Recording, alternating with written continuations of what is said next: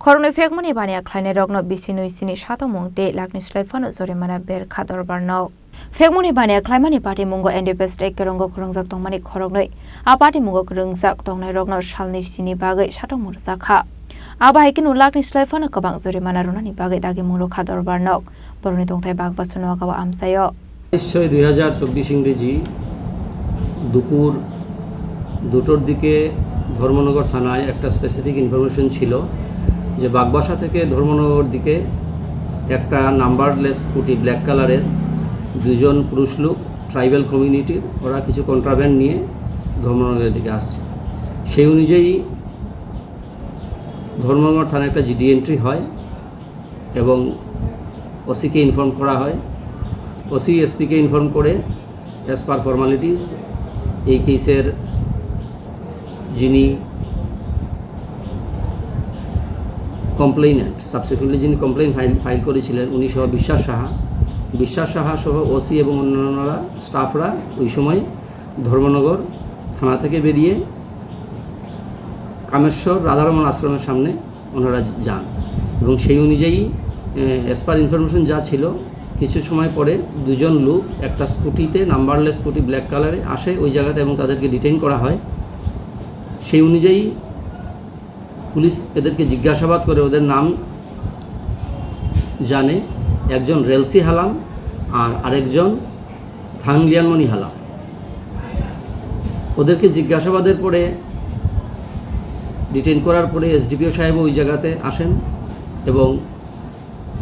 NDPS কেসের যে formalities থাকে অথরাইজেশন রিসার্চ এগুলো সব ফর্মালিটিস সেরে যে স্কুটিটা ছিল সেই স্কুটি থেকে সিটের নিচ থেকে টোটাল 17,100 ইয়াবা ট্যাবলেট উদ্ধার করে পুলিশ এবং এগুলো সিজ করে একটা স্পেসিফিক এফআইআর বিশ্বাস সাহা ধর্মনগর থানাতে দেন। এই কেসটা যেটা রেজিস্ট্রি হয়েছিল এটা 2024 DMN 053 ডেটেড 28/6/2024 যেটা কেসটা রেজিস্ট্রি হয়েছিল আন্ডার সেকশন 21C, সেকশন 25, 29 এবং 32 অফ দ্য এনডিপিএস অ্যাক্ট। এই কেসে ইনভেস্টিগেটিং অফিসার প্রাথমিক তদন্তে যে কন্ট্রাব্যান্ডটা সিজ হয়েছিল সেটাকে প্রিলিমিনারি টেস্ট করে এটা ইয়াবা ট্যাবলেট হিসেবে পাওয়া যায় এবং পরবর্তী সময় ফরেন্সিকে পাঠানোর পরে ফরেন্সিক থেকে রিপোর্ট আসে এটা সত্যিই ইয়াবা ট্যাবলেট। এই কেস কানেকশনে টোটাল প্রসিকিউশন তরফে 12 জনকে এক্সামিন করা হয় এবং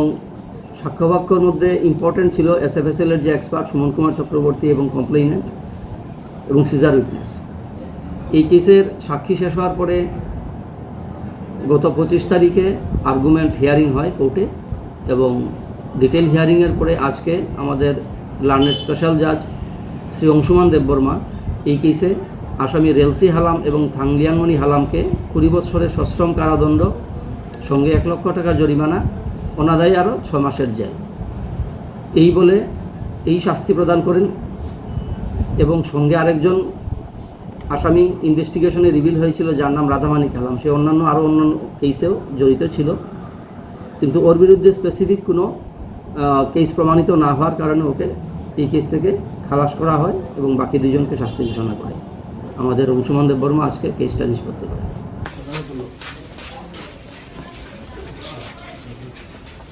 ব্যুরো রিপোর্ট, চিনিক খরাং।